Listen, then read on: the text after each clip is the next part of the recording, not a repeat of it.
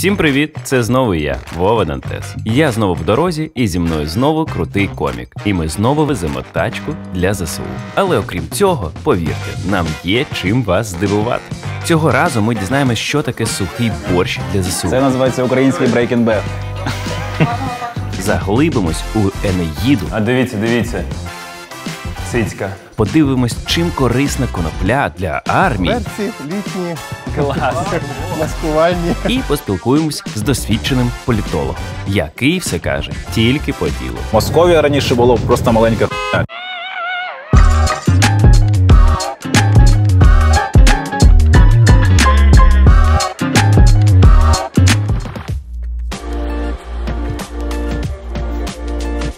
Вже який день я жену одну ту саму тачку до ЗСУ. Не починайте казати, що так довго. Просто така дорога.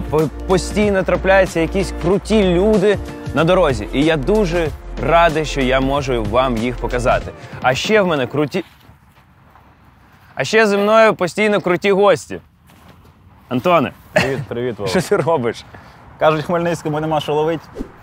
Ламаю цей стереотип. Ох, буде плотний випуск, да, у нас? Стендап-комедія! Ну що, зматуй вудочки. Мені сказали, що можна просто лишити тут і піти. Ну, якщо тобі Як так професійні сказати. рибаки. Давай. Це в Хмельницькому просто вудочка шерінг, поняв, да, така система. Антоне, як ти доїхав? Ну, нормально. Поспав 4 годинки. Ти ніби поспав трошки менше, ніж я, тому я довольний. Ні, мені 34, я просто так постійно тепер виглядаю. Ти такий і є. Окей. Ти коли останній раз був у Хмельницькому? Я був у Хмельницькому десь місяць тому на концерті своєму, жартую. Мені писали в інстаграмі перед концертом, чи можна, щоб прийшли діти, на 18 років. Я кажу, лише з письмового дозволу батьків. І мені написали. Симпатія бар, найкраще місце, щоб написати. Ти вже там виступав, все, може не рекламувати його. Добре. Місяць тому був, да, погуляв трошки тут. Я був у 2002-му останній раз, і я взагалі не знаю нічого про Хмельницький, про те, що саме тут дивитися. Але я тобі покажу одну жіночку тут прикольну, яка робить круті речі для ЗСУ. А це наша автівка. Ого. Бачиш? Прилад нічного бачення. Я вже не перший на ній буду їздити, правильно? Ні, це ти третій вже в неї. Ого, Ти ти їздиш, швидко міняєш партнерів. ти їздиш за кермом? Я не вмію їздити взагалі. Ну ти будеш сьогодні теж їздити за кермом. Ого, серйозно? Нам настільки цю тачку не шкода для ЗСУ.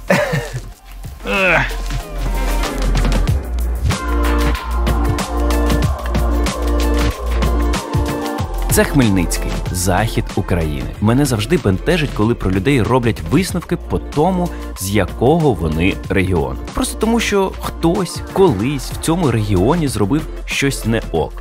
Це я про підвищення цін на житло на початку війни. Впевнений, погані люди є, і це ніяк не залежить від регіону. Але таких людей ви не побачите в нашому шоу. Зате дізнаєтесь про тих, хто з початку війни допомагає нашим захисникам. Як пані Ніна, яка розгорнула цілу мануфактуру допомоги. Я вітаю вас. О, ви тут не одна, я Вова.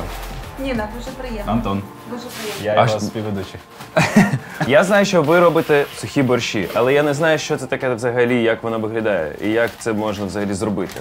Оце суха капуста, правильно? Да, це суха капуста, картопля. Це картопля. Термічно оброблена, варена, порізана Боже мій. і посушена. Да. Можна робити з неї якісь прикраси, дивіться. А ви це десь купуєте? Деякі жінки говорять, що дуже схоже на Янтар? янтар. А, Да. ну да, до речі. так. А ви це десь купуєте чи виготовляєте самі? Єдине, що ми не купували взагалі за весь період війни, це картопля. А як її таку зробити? Варимо в мундирах, великих каструлях, чистим, остужуємо, чистим, ріжемо на кубики і тоді в сушки і сушимо. Це ось так воно виглядає? Да, це сушка. Це. Вона має такі круги, і в ці круги закладається продукція, яка має сушитися, і включається і 70 градусів повітря. Да, можна все сушити, що хочеш. Все, що хочете, да. А у вас є щось якесь ще в меню, крім борща, виходить? В нас є 7 видів супів. І всі сухі. Да, і всі сухі. А хто ви за фахом? Чим ви Ріелтор. Ви ріелтор? Ну, я розумію, що це зовсім несумісно, але життя як таке. Як ми почали робити? Ми годували переселенців перших 3 місяці, і в нас з зими залишалися енні продукти, які треба було переробити, бо вже понятно, що вони починали в'янути. А в мене була сушка, ми користувалися роками, тобто я знала, що таке сушка. Я просто вперше взагалі чую про це. Круто. Ми почали пересушувати продукти, і так виникла ідея робити сухі супи і борщі, і ми з переселенців через 3 місяці війни переключилися повністю на ЗСУ. Тобто це випічка, зараз це в нас дівчинка робить окопні свічки, значить, борщі, супи і все, що можна зібрати, навіть військова амуніція, ми теж це все тягнемо. Ого. А ми можемо якось ще чимось допомогти, щось робити, ви нам скажете, будемо робити і паралельно розмовляти? Я от вмію готувати борщ, але не вмію готувати сухий борщ. Можна приготувати? Можна. Сухий. Так, що нам робити, скажіть? А от зараз стаєте на моє місце. Вставай. Стаю. Схема така: в наборі є суміш спецій, томатна паста, і написано, скільки грам яких сухих овочів треба покласти. А далі все ніби конструктор Лего збираєш. Учись, Клопотенка, як борщі робити. Це порція скільки? 10 чоловік, на 7 літрів, так. А є якась порція, яку можу спробувати, якщо це можливо, зараз? Хочете зварити? Я би зварив, якщо можна. Я себе відчув вдома. На кухні у мами дуже багато роботи, а я клянчу у неї обід. Варити? І як у дитинстві я хитро запропонував свою нікчемну допомогу. А що мені, давайте, скажіть, як заливати? Чи просто кипятком? Ну а потім я продовжив робити те, що я правда добре вмію. Говорити. Скільки коштує така порція борщу? Ну не порція, а на пакет. Наприклад, зимою нам один пакет коштував 200 гривень. А вже коли пішов сезон овочів і люди почали носити, то собівартість такого пакету 100 гривень. Ви кажете, люди почали носити, просто вам приходять люди, приносять продукти, так? Да, приносять хто скільки може, 1 капусту, мішок капусти, мішок буряка, 3 мішка буряка, 5 мішків картошки. Тобто хто що може, той несе. Буває, закрутку якусь приносять, томатну пасту, це люди теж принесли. Ми буває, що закупляємо ящиками, але не завжди є кошти, то просимо, приносять, хто що несе. І ви почали це все за власні кошти робити спочатку. Да, просто... Вам ще щось зараз потрібно? Яка допомога потрібна від людей? Ну, взагалі, дуже потрібна капуста постійно, бо це такий продукт, який закінчується. Картошку ми не купляємо, бо завжди люди навозять багато є. І буряка, в принципі, вистачає. Ми закупили зараз тонну буряка, і тонну капусти ми теж купили. Тонну буряка? Да, а де ви все це тримаєте? В гаражі. Взяли гараж, люди дали нам ключ, ми просто користуємося. Ось, і... Вибачте, все в пакет зараз, так? Ні, це ми зараз в кастрюлю будемо. А перемішати треба його, зробили, треба кришки накрити, щоб перемішати. Вибачте, можна спитати, якщо є сухий борщ, а є напівсухий борщ? Так, зараз попробуємо. Це мій буде. Скільки у вас часу виходить? Кожного дня, без вихідних це робите? Да, Чи да. прям із якого дня? Рівно через 3 місяці після початку війни, бо ми годували, рівно 3 місяці ми годували переселенців, паралельно годували ЖД-вокзал, бо там було дуже багато транзитних поїздів. Значить, ми робили, щоб ви розуміли, від 600 тисяч у 1,5 налисників в день. Помімо 150 чоловік. Ви втрьох? Чи... Ні, нас 7, 8, 10 людей на кухні. Це сьогодні вихідний просто. Тут І це все в вашій квартирі, так? Так.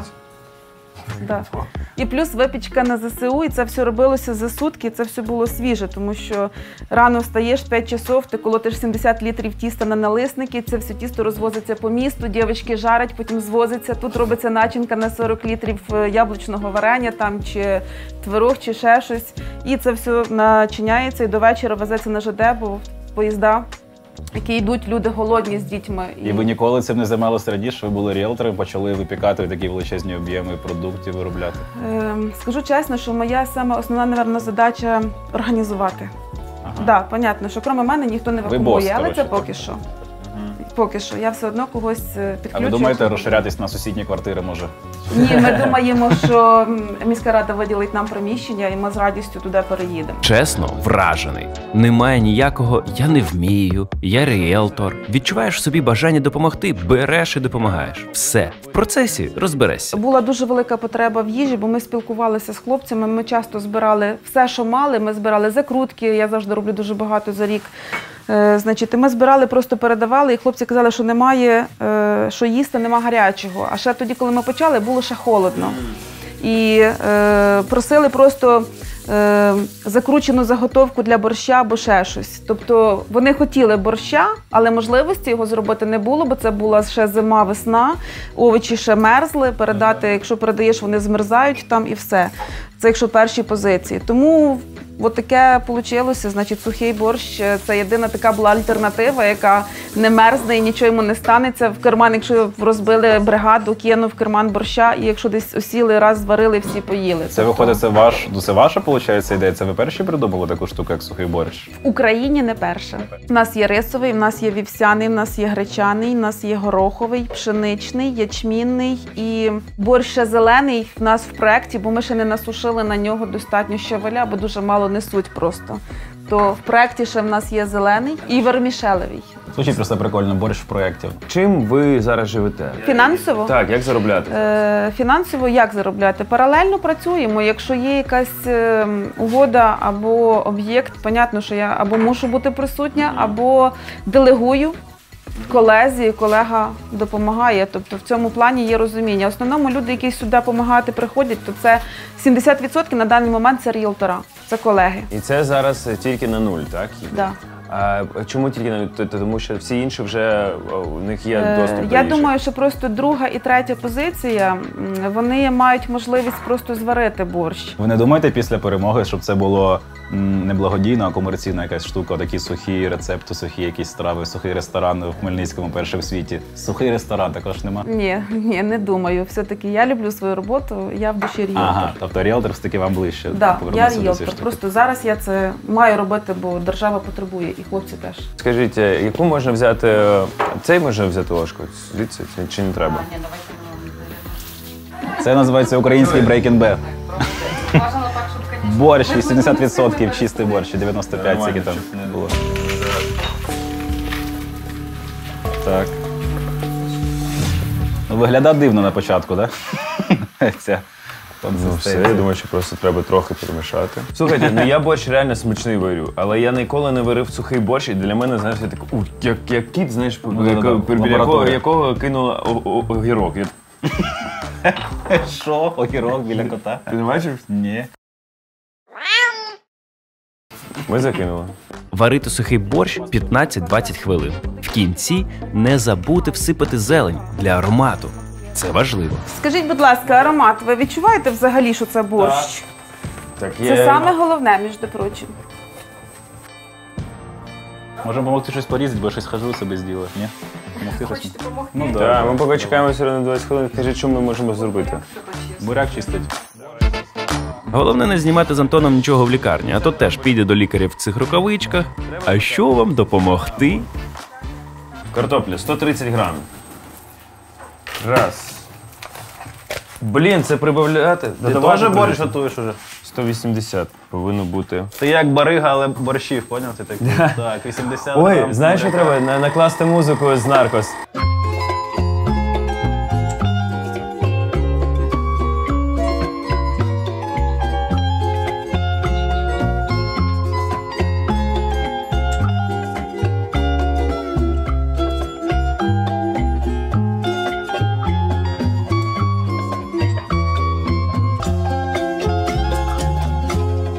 А ви чому не берете собі хоча б день, ну, все одно відпочити, все одно є якісь помічники, які роблять, щоб, не знаю, не перегораєте ви якось? Ну, хлопці ж не відпочивають, правда? Так, я знаю, то ну, я нашу це я буду зрозумів. відпочивати. Кінчиться війна, виграємо і відпочинемо.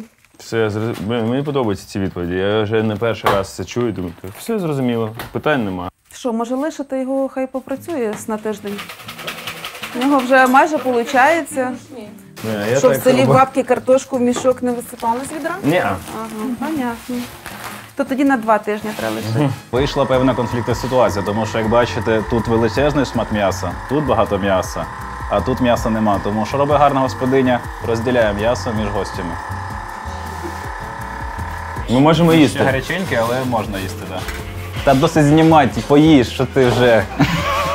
Добре, знімай, як я їду, тобі ж захочеться, так? Боже, хтось працює, хтось їсть борщ. Ой, не знаю, не знаю. Якби я був оператором, я вже почав їсти борщ. Класний борщ. Дуже подобається. Часто так в закладах робить такий борщ. Ми подумали з Вовою, що це і от як його звати? Альбіна. Лена, моя бізнес-партнерка Лена. Ми вже так домовились, що це класна штука на комерційній основі продавати такі борщі в магазинах, супермаркетах, тому що це дійсно зручно. Бо є оці набори. Після перемоги. Ну, після перемоги, так. обов'язково. Це була традиційна хвилька маркетингових порад, які ми знову не зуміли залишити при собі. Айтішники, це ваша надія на порятунок від гастриту нарешті. Нарешті і сухе, і жиденьке в одному пакетику, як ви любите. Тут все було зрозуміло. От фінал. Ми їмо борщ. Борщ смачний. Ніна робить нереально круту штуку разом з друзями, з волонтерами, які це роблять. І робить вигляд, що вона не втомлюється. Я не знаю, скільки сил це коштує. І, будь ласка, приходьте до Ніни, допомагайте продуктами, руками. Ну, Нін, дякую. Ми візьмемо з собою для передачі. Сухого? Ну, Да, я передати. вам- да. Це забирати. Це печиво медове, так. Що далі? І Це серветки вологі. Так і з ящиками можете і повідаєте. Рогалики з хлопцям. вишнями. Це, да, рогалики з вишнями. І гель для душу миючий антисептик. Це теж, так? Да. Нін, пока. Пока. До зустрічі. До зустрічі. Зараз поїдемо, напевно. Це якось схоже на те, що він... Це реакція хоче на прощати. вас просто така. Зазвичай він нормальний.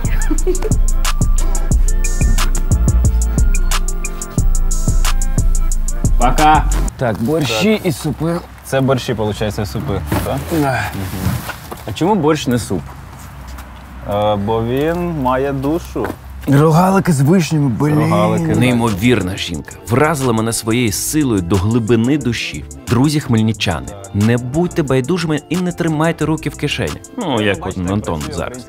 А приходьте допомагати до пані Ніни. Ти як себе почуваєш? Нормально? Да, ти можеш, ну да, ти... Сподіваюсь, у неї буде все. І потрібні продукти, і нове просторе приміщення, і відпустка.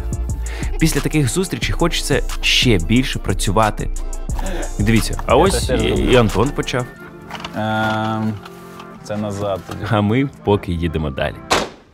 Яка наступна зупинка, хлопці? СТО. Судячи за звуку СТО. Антон під час війни став одним із найуспішніших коміків, хоч він сам такого повороту і не хотів, і з радістю від цього відмовився. Бо це все одно би сталося, просто без війни. Ну а я що? А я мало в житті спілкувався з політологами. Мені завжди здавалося, що з ними про що б ти не почав говорити ти будеш про те, що хочуть вони. Ось і перевіримо. Я хочу тебе привітати, по-перше, з 2 солдаутами. Да, дякую. Скільки ти грошей зібрав? За 2 жовтневих 600, щось там з чимось тисяч гривень. Мама, як дізналася мене, скільки я заробив, я кажу, все на армію. Вона каже, що прям все. Я ж теж не голодую. В інших містах було 20% на ЗСУ. Просто найбільший концерт вже в Києві. В принципі, київські концерти – це найбільша можливість для коміка заробити зараз в стендапі в Україні. Я подумав, що буде правильно все віддати. Про жовтневе ще була ця прикольна історія, бо це там тривога була. Було 2 концерти, один знімався, другий не знімався. І на другому була тривога. Спустили сюди в гардеробну, там десь людей, ну там всі люди вміщаються, але вона дуже велика. Я щось чекаю, і звукач каже, а в нас тут є мікрофон, якщо хочеш в гардеробні, можеш щось прийти тобі поговорити. Я такий, ну да, і в мене ще був аукціон, який я проводив. Я там допровів аукціон. Прикол. І кажу, а хочете розкажу тут кінцівку? Люди такі, ну да. Я заліз на стіл в гардеробній, розказав там останні хвилин 10 стендапу, людям все зайшло. І було дуже смішно, ми закінчили цю штуку, я вийшов на вулицю, якісь люди підходять і кажуть, а ви вже все? Я кажу, ну да, вже все, закінчилось. А ми просто пішли погуляти, чекали, поки тривога, думали, вернемося, дослухаємо. І я такий, ну давайте. І я їм просто розказав на вулиці свій стендап. І тут вже смішно, що вони під час повітряної тривоги з бомбосховища пішли гуляти. На вулицю, да, ну такі кияни. Нащо там це укриття гардеробне? Я потім всім людям, які пішли і не встигли дивитися кінцівку через те, що довго була тривога, чим було погано чутно в гардеробні, я їм вирізав з першого дня зйомку кінцівку концерту і всім кидав особисті відоси. В мене максимально клієнтоорієнтований. Ого, ти так заморочився. Да. А тебе не бентежить ця історія всередині, там якісь коментарі, що типу, чому так мало на ЗСУ? Чи ти не Я пишеш? коли виклав пост, що я лям зібрав, ніхто не пише нічого, поняв. Да? Всі такі, нормально. Ну, всі Мало нема. Бо це не мала сума. Я внутрішньо відчуваю, що немало закидаю і працюю, і якісь благодійні концерти ми робимо, де теж 100% йде на ЗСУ. Тому такого відчуття нема. Ні, все, я просто як ти на це Ну, реагуєш? і насправді не було хейту. Мені не прилітало. Тобі прилітало багато такого, а що не все. На початку Ти вмерти розумієш, це було б просто краще. ти ще прикол, що ти, коротше, артист, якого прям артист всі бачили. Я такий артист, якого є просто невеличка аудиторія. Вона така, ми його знаємо, це Антоха, він живе небагато. Тому до мене претензій у людей. Я як, робочий клас комедійний, тому до мене претензій не було. Це тебе зразу напалю, звісно. Якби прийшли якісь комуністи, тебе б точно спалили. Я був би свій чувак, знаєш. Всі тусовці, такі, да, теж працюю важко. Може, тому і хейту не було, тому що ми ще трошки бідні коміки в цьому плані. Ну, в тебе був хейт з іншого боку. Ну да, жарти писати. Блін, я ніколи не думав, що за жарти так сильно може прилітати. Просто. Я знаю, я з таким зіткнувся теж ось недавно з жартом. Мене там рознесли. Ну, Вітаємо стендап-комедії. да, я такий, мені в якийсь момент було прикольно, ще, знаєш, не подобалося, як я співаю, не подобається моє шоу, і ще й стендап гамно. Кайф, я йду по правильному шляху. Певний стиль складається твоїй. Да, впевнено, я впевнено рухаюсь в тому напрямку, в який я не подобаюсь людям, клас. Клас. Буду ще більше, зніму ще одне шоу. Да. Я закалився в плані, не те, що закалився, і в мене був цей хейт ще до вторгнення, ще минулого року, зимою, там через жарти в концерті поза політикою деякі. Все у світі пов'язано. Якщо не можеш подобрати слова, просто поставляєш друге, і ти в потокі. Ти в потокі з цим міром. Напевно, за мову, що ти на двох мовах. Просто що двох мовах був тур взагалі, коли тур переходу був. Я дав, хто хоче деталі послухати про це, в мене є подкаст Я слухав. в Battle Club. Я там розказав, там про це якраз і питали, щоб не повторюватися 100 разів у цих подкастах. Я тоді закалився трошки, було важко, дуже неприємно. І я до психотерапевта ходив і до цього, але ця штука мене трошки теж, подовжила цю історію психотерапію. Що тобі психотерапевт порадив, що ти такий, це мені прям... Я з нею більше обговорював там цю штуку з завишеними стандартами, що не вміє відпочивати, все таке, а не прям скандали. Але то зрозумілі речі, що це люди з інтернету, і це коментарів там негативних було, якщо там, порівнювати менше, ніж позитивних. І коли бачиш, що за мене люди самі вписуються без мене, тобто люди там просто пояснюють мою позицію без моїх якісь там допомоги, я думаю, так все ж зрозуміло, якщо люди навіть можуть без мене пояснити. Це навіть мені в плюс дало цей хейт, тому що в мене аудиторія зросла після цього скандалу. Так, це, що не дивно, це допомагає. Так. Мені допоміг така рада, що сказали, Вова, а що ти хочеш? Я кажу, це несправедливо, що так, не так робить. Каже, так запам'ятай, справедливості не існує. Це радикально. Я такий, тобі стане легше жити. Це психотерапевт таки сказав? Так, каже, ні, так справедливість... Це дуже дешевий психотерапевт, справедливості немає, йди по головам, люди. Ні, не те, що йди по головам, просто я її шукаю, каже, а що ти хочеш, що буде далі? І що, ти доведеш комусь одному, що зміниться в твоєму житті? Чи в його житті що зміниться? Ти що, ти Бог, ти хто, що ти хочеш змінити життя? Я не бачу ні разу, щоб в Твіттері якийсь тред, де люди спорять, закінчувався. Добре, я зрозумів твою позицію, дякую. Ні разу. Ніколи, ні в Фейсбуці. Воно не закінчується. Цікаві аргументи, можемо дійти компромісу. Ні. Там просто спочатку інтелігент, а далі починається помри, зламайте і ноги. Я про цю штуку, я в стендапі це розказую в сольнику новому, я так можу коротко спалити там заход. Легше ставлюсь до критики в інтернеті, бо зрозумію, що люди, в принципі, нічого не цінують в інтернеті. Взагалі нічого, навіть об'єктивно класні речі. Бо є фільм, один з перших фільмів в історії кіно, братів Люм'єр, «Вихід робітників з фабрики Люм'єра». Це перший їх фільм. Знаєш, який в нього рейтинг на IMDb? 6,9, по-моєму, з 10. Чуваки придумали кіно, а люди такі, хуй зна, можна було щось прикольніше. 6,9. Це супер неповага до братів Люм'єр. Це ж той розгін про звуки природи. Що? Ти зайди в Ютубі, звуки природи вбий, і в них є дизлайки. Фу, трава, так шумить. Та вогнище, я хочу подивитися, як там в коментарях сруться, вогонь, дно. Ви послухайте, як водоспад звучить. І реально немає жодного відео, де немає дизлайків. Я пам'ятаю, вогонь 5 років тому нормально починав, зараз він якийсь попсовий став дуже. Ми у Житомирі, а якщо ти хоч раз був у Житомирі, то це зазвичай все лишилось в Житомирі. Але все ж таки дуже захотілося поділитись тим, як живе це місто під час війни. Тим більше, що в Житомирському арт-просторі «Вежа» відкрили експозицію «Енеїда 180». Чому 180? Тому що саме стільки років пройшло з тих пір, як було видано перший український комікс Котляревського. Добрий вечір. Добрий день. Я Вова. Я Вова. Приємно. Ігор. Приємно. Антон. Так, ну ми їхали сюди, нам розповідали, що тут... Ух ти, хто на мене нападає.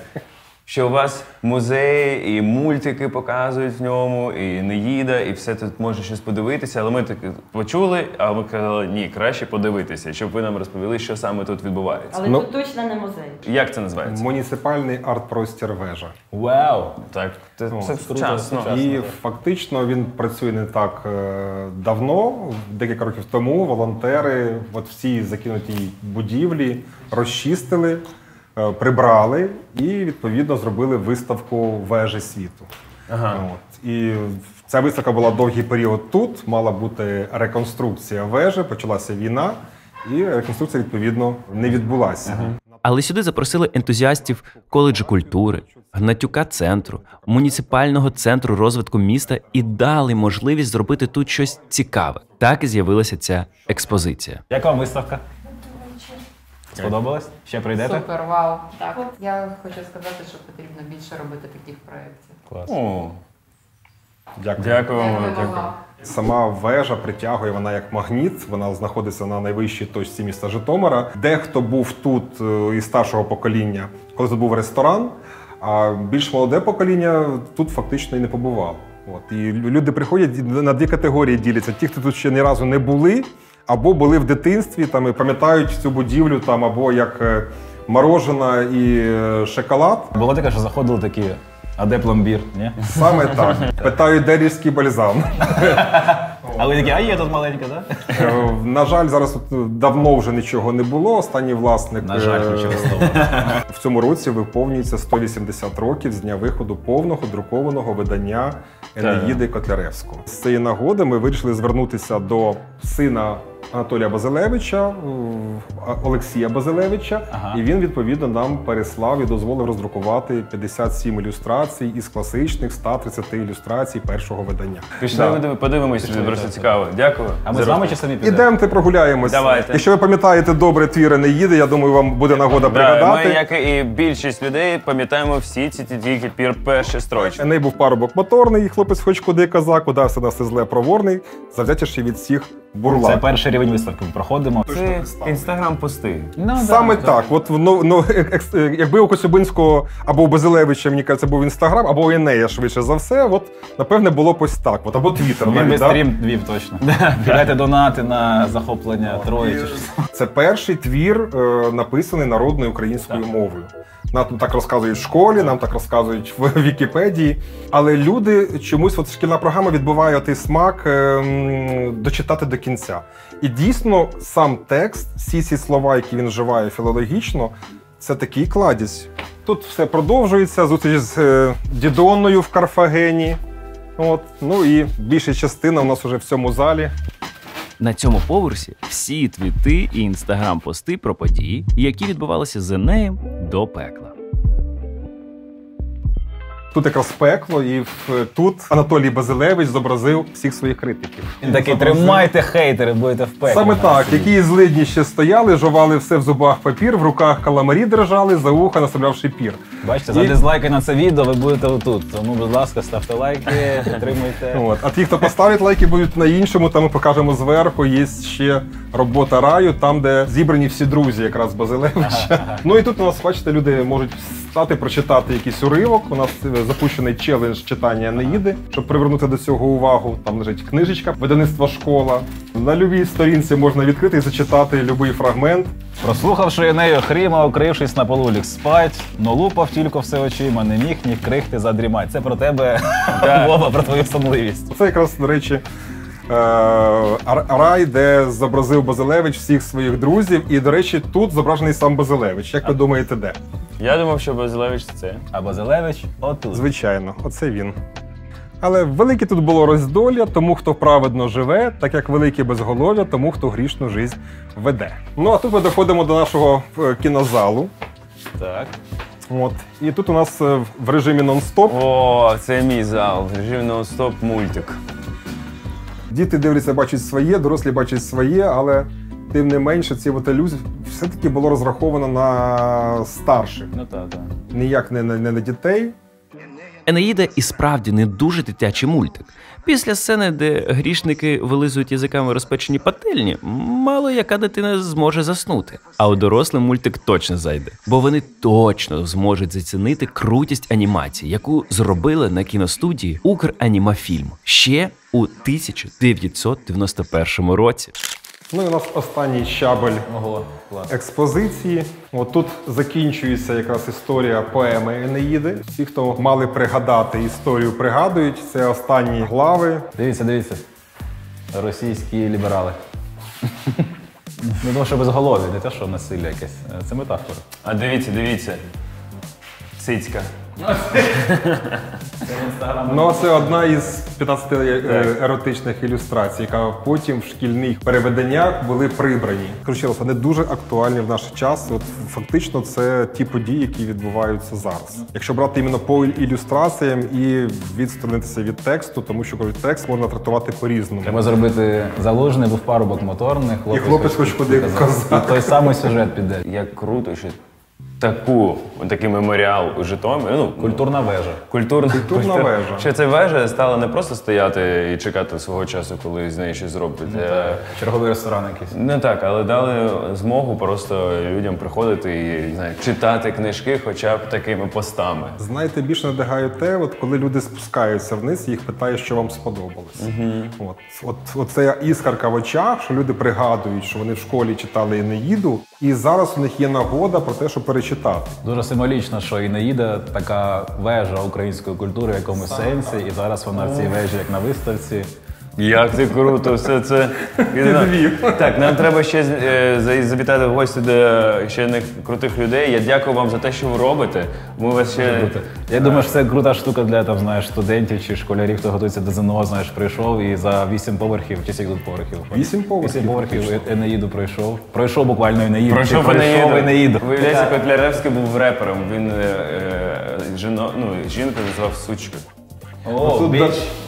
До речі, я думаю, що покласти його на реп і вийшла б дуже крута штука для панка на Майдані Конку, наприклад. Для них будь-яка штука крута вийшла, в принципі. Я думаю, що Півовара вже взявся за це. Пішли. Дякую вам велике. Дякую дуже. Удачі. Енеїди кайф. Навіть захотілося вдома мати таке видання. Я дуже вдячний всім, хто зберігає нашу історію та дає їй друге дихання. Ходіть в музей і обов'язково відвідайте вежу в Житомирі. А ми їдемо далі. У мене була мрія хоч щось колись англійською зробити. А чому ти думав, що не помреш? Ну це було 17 квітня чи якесь там, початок квітня, коротше. Тільки відійшли російські війська з-під Києва, і ти не розумієш, всяке життя далі своє будувати, що взагалі робити, такий.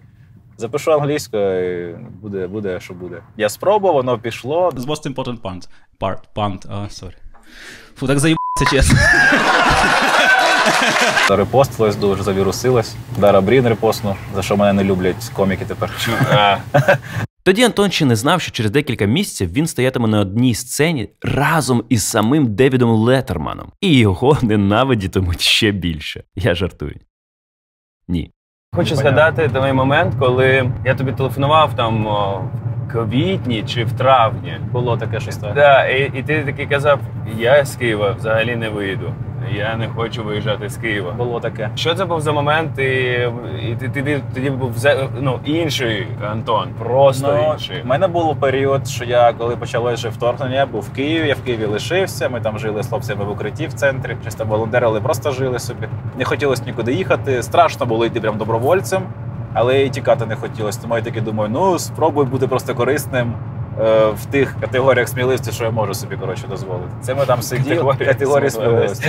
Ми ж всі розуміємо, що ми в сірій зоні. Ні, це дуже крута штука, коли я в тебе тому що категорія сміливості звісно звучить. А ти ж в компаніях, ти ж прям не весельчак, ти ж душніла. Ну, Я просто вирішив не підбирати слова. треба робити опитування. Ну так, душнільність точно присутня. Я іноді, коли мене настрій гарний, я можу бути веселий, гнати приколи, розказувати Це приколи. скільки разів на рік? Ну це бувають такі свята. Я люблю багато думати. Про життя просто думати. А от на що там ми живемо. Я от сижу, це думаю. І маю таке обличчя, що я, знаєш, посижу просто такий, ага. І мене люди не чіпають, бо я сижу там за своє задумався. А, ти прям мовчки, ти не вголос це думаєш? Ну так, сижу такий, типу. Ой, знаєш, яке запитання нещодавно задала Саша, мила, каже, кажу, треба руки мити з вулиці. Вона каже, а навіщо мити руки, якщо я приходжу, вмикаю цей вимикач, мию руки і потім знов його торкаюся, щоб його вимкнути. Да, вони знов брудні. І я такий.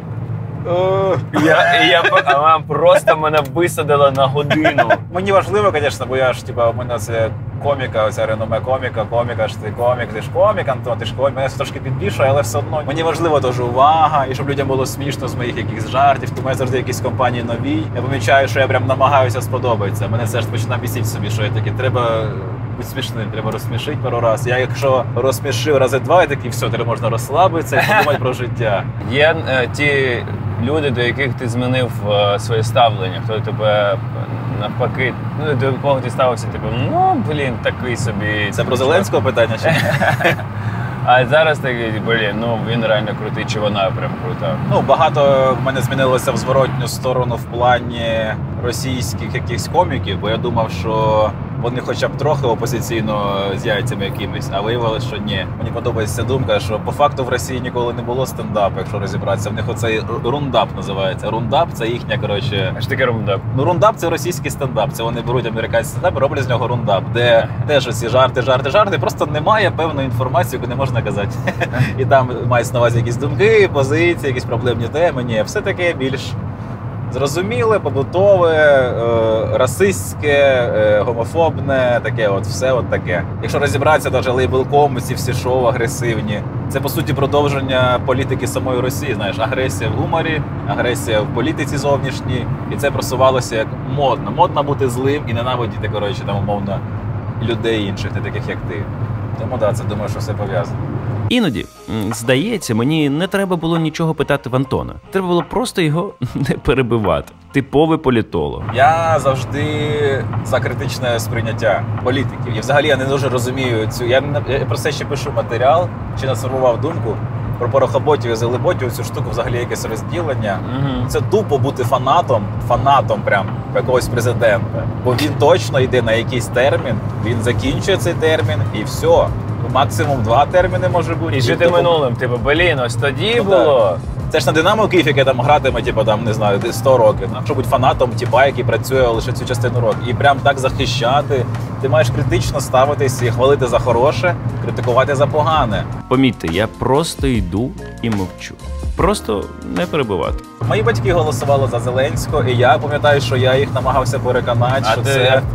Хто тобі подобався? Я коли вже другий... Це галіме питання, вибач. Чого? Мені здається, це питання, вілкою в глаз, або в жопу раз. Да, Вова, вілкою в глаз або в жопу раз. Що сказати, товариші політологи? Кличте мене на дебати. Та ні, це дивно, знаєш, що... Це як питати, з ким ти сексом займаєшся. Це ти особистий вибір, ти заходиш в кабінку. Ти заходиш в кабінку, віддаєш свій голос. Це секретне, але я таке питаю, за кого ти голосував? Це провокаційне питання. Смішно, що в Україні, знаєш, ці питання, за кого ти голосував, і питання, скільки ти заробляєш, це прям більш інтимно, ніж секс питання. Іноді Антон, не лише сам придумує собі запитання, але й повертається до тих, які були на початку. Сергій Ліпко, Майкл Шнуром, Авінтонів, вони на фронті, вони пішли самі, і це супер. Для мене це таке... Я з Серегою переписуюсь часто, Ліпко взагалі, І мені іноді соромно, він каже, як твоє життя, що там таке. І я не можу, йому жалітися, що не пишуться жарти. Ага. Тому що чувак... у нього там пишуться, ми бачив якісь... У Сереги там пишуться відоси я там не можу десь розказувати, але він там відпрацьовує чимало. І не тільки на наших територіях. Він же людина, на яку ти дивишся, це просто Боже створіння. Добрий, Сергій дуже добрий. Да, добрий, дуже він добрий. такий, ну, я не знаю, янгол, знаєш. А русня горить. Да, русня Від його доброго погляду. Він такий, о, дивися, вон москалі сидять в укритті. Він же навчився добре літати. Ну, мені дуже непогано. Я просто не так був з ним близько знайомий, але мені хочеться прям познайомитися з ним, знаєш, ще розовий Вітя, просто що, Да. це щоденник, який він знімає, просто... Він залишився собою в цих умовах. Він сидить Так. такий, та ось летить там ракета, нормально. Ми прийшли показувати, де прилетіло, коли якраз іде арт-дуель. Каже, що там у нас, це з ним ходив цей відос, там, де його запитали, як ви ставитесь до росіян, які за нас воюють. Він каже, ну ці 5 людей не прям би порішали. Чесно, якийсь момент. І так, він дуже смішний в цьому, органічний. Ці люди, які зараз воюють з артистів, це, звісно, це надрівень. Я просто кажу, Серега, коли ти вернешся, ну, я не знаю, це буде спешл, це буде супер роз... Я дуже хочу послухати і підтримати. Найбільші яйця в українському стендапі у Сергія Ліпка, очевидно, що наразі це прям не обговорюється. Поясни мені, ти ж політолог теж. Я спробую. Політолог нічого не значить. Ти бачив політологів на телемарафоні? Я включив нещодавно телемарафон, і там якогось політолога питають, що буде, і він відповідає в стилі, ну може бути добре, а може і погано. Я такий, ну да. В принципі, ок. Просто годину дивишся, як чувак каже, що може бути так, а може бути не так. Ну, я про те, що ось те, що ти сказав, що ціль не просто там забрати території, а знищити як націю. Ну, типу, просто знищити Україну. Навіщо? Приклад, який підриває репутацію Путіна, очевидно, що. Росія – це імперія. Імперія розвивається лише за рахунок захоплення територій чи присвоєння якихось територій. Це її суть існування. Росія – імперія, тому вони тільки так і можуть розвиватися. Вони не направлені якби всередину, вони направлені назовні. На якесь панування, експансію, через це вони утверджуються. Я не розумію, чого тут прикольного. Ну, типу, що... Ні, що прикольного? Бо ти мислиш в категоріях себе розвиненої, коротше, більш-менш людини, з якимись цінностями. Ні, так я просто, навіть якщо ти живеш, ми кажемо про тих людей, які там живуть, які, типу, підтримуються. Я думаю, ну ти закриваєшся вдома, і у тебе, окрім велика нація, ми сіла. І що це дає тобі? Ну, тобі, Васі Пупкіну, який зараз живе навіть, в Москві, не в поганому районі. Що тобі дає те, що ти ось так, ці слова? І я не розумію відповіді, а далі що? Тобі це якось полегшує життя, чи ви вбиваєте інших людей? Бо, що тобі це дає? Я думаю, якщо ми... Вони ж думають, що вони вбивають не інших людей, вони думають, що вони знищують зло, західну цивілізацію, яка прогнила, яка там ці трансгендери, всякі якісь сатаністи. Так це ж не в вашому домі.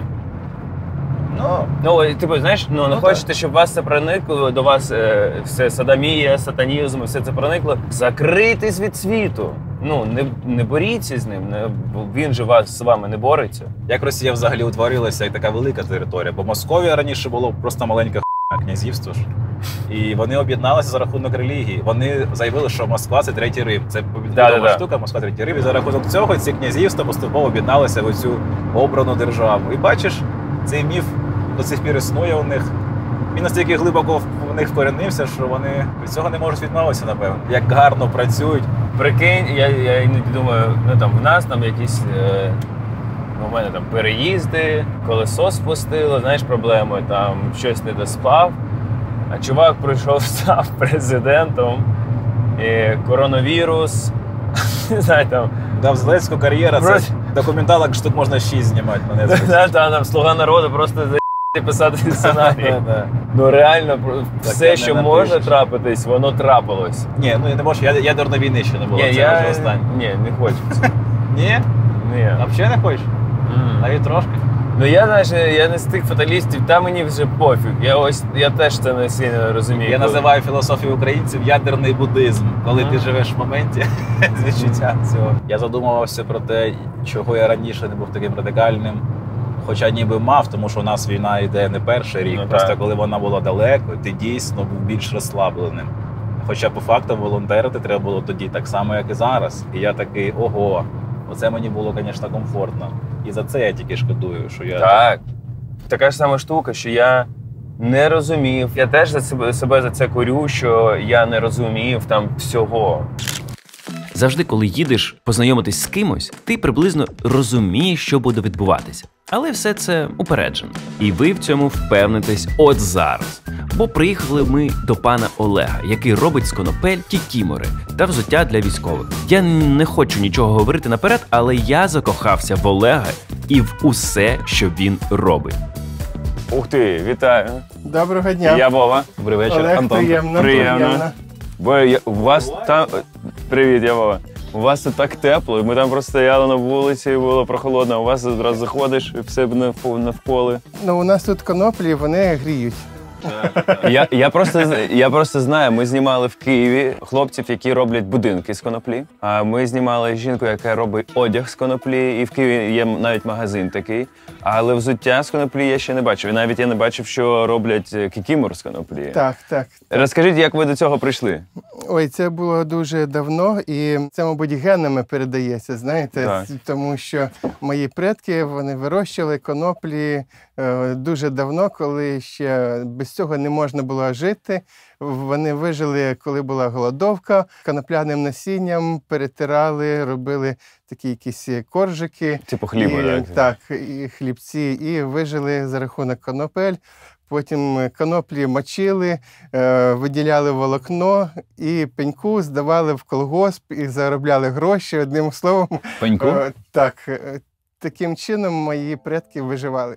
Я просто знаю, що Україна це взагалі була така... Столиця конопель? Ну так, тут було дуже багато полів, так? Було дуже багато. Знаєте, я використовую в своїх виробах ще домоткане полотно, яке ще до сих пір знаходиться там в скринях. Бо чому я його використовую? Воно саме краще. Воно зроблено руками, органік і так далі. Це з коноплі, так? Так, можна це взяти? устілки, так, і для військових я роблю устілки якраз з домотканим полотном. Всередині теж... Це для військових, так? Так. А тому що вони гріють, так? Дуже сильно? Вони поглинають вологу. Навіть якщо вставити таку устілку в резинові чоботи, нога не буде мокріти і пітніти, тому що поглинає вологу, і якраз на стопі найбільше потовиділяючих залоз, які дихають за рахунок цієї устілки. Тому у все взуття я вкладаю такі... Конопляне взуття добре дихає, правильно? Так. Клас. Ось такі варіанти у нас берці, літні, Клас! Ого, маскувальні. Класно. Блін, клас. Це для військових, чи це можна і так І для використовувати? військових, і так будь-кому. Ви робили просто взуття, і під час повномасштабного вторгнення ви перекваліфікувалися. Ну так, знаєте, коли я бачу, що плетуть сітки, беруть мотузочки, розпускають мішки для того, щоб взяти оце волокно і з них робити маскувальні костюми, то маючи волокно, я думаю, навіщо стільки лишніх операцій, коли можна взяти це волокно і вже нашивати на основу, і це буде і швидше. Клас. І реально, як візуально, воно як живе, справжнє. А які сорти коноплі використовуються? Чи там якийсь один Я універсальний? замовляю волокно в Інституті глибинних культур в Глухові. Там сорти не наркотичні вирощуються, тому це технічно, так? А це технічна Гляну. конопля? Ага. Так. А з наркотичних теорій можна робити взуття, чи це Можна. неможливо? Волокно в будь-яких сортах коноплі існує, бо це глибинна культура. Наприклад, я роблю майстер-класи навіть з кропиви, дітям показую, як виділити волокно. Ви з будь-якої зелені можете зробити, так? Ні, глибинних культур. Наприклад, льон, конопля. А у нас ще кропива теж робили ще й в давнину волокно. А чому перестали, ось я запитував, чому перестали робити з коноплі? Тому що воно ще дорожче. Чому там льон став на перше місце? Всі носять ляні штани, а там сорочки, а конопляні не в попиті. Знаєте, це тому що вручну наші предки вміли робити якісну тканину, таку тканину, що можна було робити і намітки, дуже тонка робота. Для цього у жінок прялі, які були відомі, у них були тоненькі пальчики. Крім того, перед тим, як ткати це волокно прясти, топтали ногами для того, щоб воно було м'якеньким. Коли в фабричних умовах цього не можна зробити, м'яти ногами, знаєте, пряжа виходить така грубувата, жорстковата. Більше як на шпагати, на якісь мотузки робили. І радянське виробництво не перейшло в якість. Якщо Захід, там Франція, Бельгія, вони пішли вдосконалювати технології, Італія, то наші не змогли переорієнтувати. Знаєте, Радянський Союз розвалився і все. І оця галузь у нас пішла, ще пішла заборона на те, щоб використання коноплі і все. У нас там прям популярно в світі такі конопляні вироби, так? Так. Тільки зараз вже почала реанімуватися ця галузь, і наш же Глухівський інститут перший в світі вивів ненаркотичні сорта. А, так? Так, і потім вже в всьому світі... Це коли було? Це давно було чи ні? Ну, в 70-х роках. І в всьому світі вже використовують саме наші напрацювання українські. А це ось шматок хімери? Ну так, оце саме... Так я роблю маскувальні. А що тут? Що ось це? Це основа джутова мішковина, на яку я нашиваю волокно. Волокно я підфарбовую або залишаю натуральний колір. І дивлячись під замовника, яка місцевість потрібна, чи зелена, чи як суха трава, вже відповідно до цього кольорова гама. Взагалі-то пан Олег – вчитель праці у школі. Але крім того, в цій маленькій майстерні за швейними машинками він разом із колегами відшиває військові кікімори. А зранку йде до школи і задає дітям малювати країну майбутнього.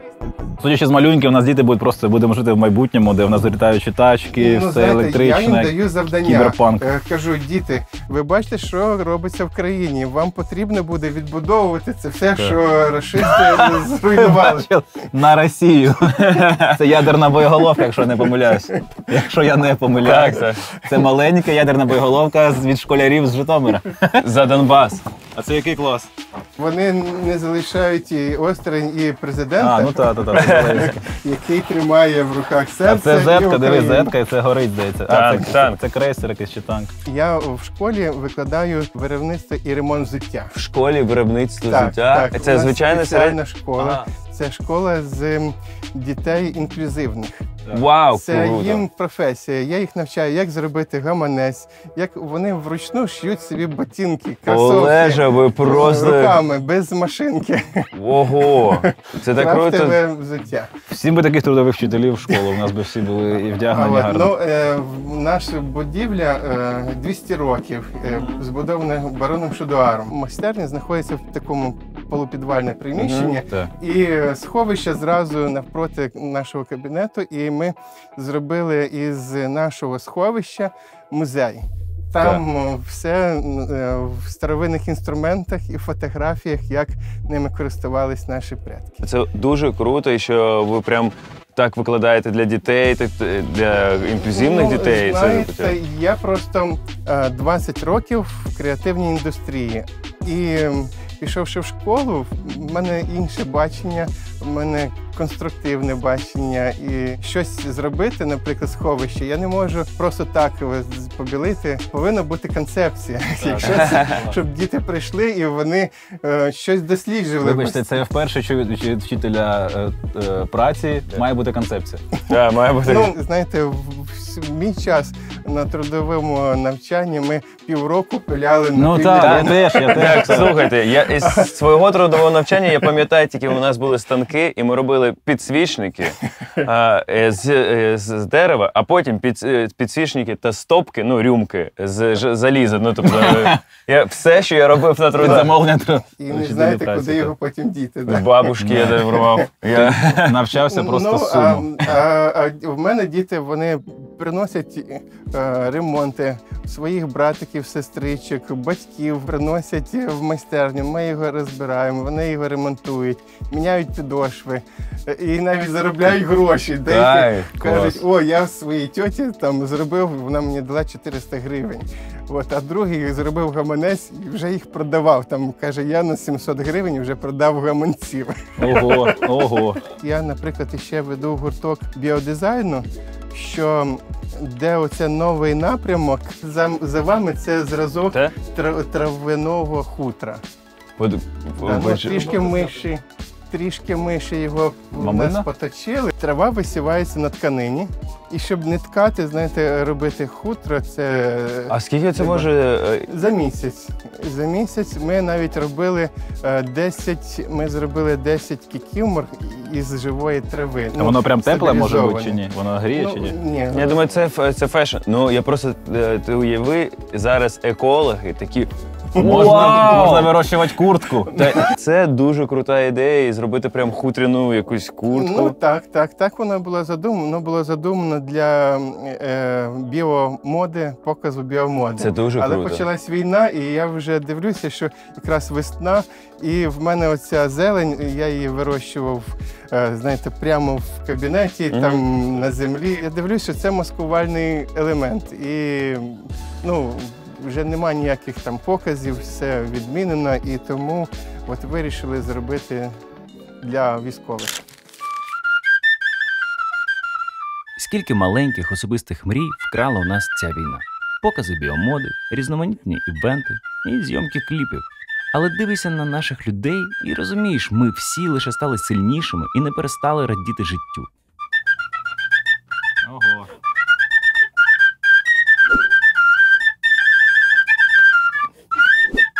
Бо тепер у нас у всіх з'явилася одна спільна велика мрія. А нам з Антоном ще й подарували гру на сопілці. Це даблтайм на сопілці? Ого, клас! Так, я знаю, що... Захотілося Еля випити десь, знаєш. Я знаю, що вам подарувати. То я вам хочу подарити цю сопілку. Слухайте, це не просто сопілка, ми її привезли... Де це було? Криворівня. І це... Ви знаєте, так? Ви знаєте це місце? Я там вже була, ми там були в музеї, там де знімали «Тіні забутих». Так, а там зверху знаходиться пан Михайло. Михайло, так, він... Михайло Тофійчук, який виробляє сопілки. Ми його знімали, і це його сопілка. І не тільки, він же й ліри, він все. Так, і я просто, ми її забрали і взяли у нього, і я вам її дарую. Дуже дякую.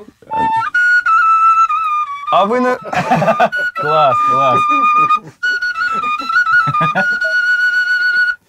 Дуже дорослий дядько, він робить руками сопілки з 6 років. Нарешті не Марта не грає, так. Дякую вам велике, дякую вам. Пане Олеже, я вам дякую за те, що ви нас спустили, показали все. І нехай у вас все це процвітає, і діти будуть вас далі так радувати. І нехай все буде Україна. Ваші посмішки для нас все. Зараз можна йти, я прямо енергію наповнився. Ми були такі сонні, ну я був сонний, а зараз так все класно. Дякую, все, до побачення. Вам успіху. Кожного дня кожен з нас робить вибір. Вибір бути відстороненим або брати зброю. Донатити або рятувати себе. Не хочу нікого засуджувати, але кожного дня ми маємо бути вдячні тим, завдяки кому ми можемо зранку прокинутись і випити каву. Дякую нашим захисникам і всім, хто кожного дня працює заради перемоги. Я, напевно, з 23 лютого вже би знайшла приміщення наперед. Гарний настрій, оптимізм, віра, надія, любов. Ми переможемо. Після нашої перемоги, звичайно, і безкомпромісно почну більше мандрувати. Одній бригаді обіцяла. Я, напевно, би хотіла організувати хлопців, яких ми годували, і разом зварити борщу, намастити чорного хліба свіжим салом, таким перетертим в зелені, і по 100 грам, і за перемогу. Ця війна зняла маски, ілюзії всі лопнули, і ми просто бачимо реальність, яка вона є, жахлива, радісна, і ми бачимо справжні цінності. Війна для мене зробила не одне відкриття. Одне з перших – це я не знала, що я така сильна. І друге, я не знала, що коло мене є такі класні люди, волонтери, які зараз поруч. Ми переможемо неодмінно, тому що ми козаки, і це ще раз доводить оця виставка «Енеїда».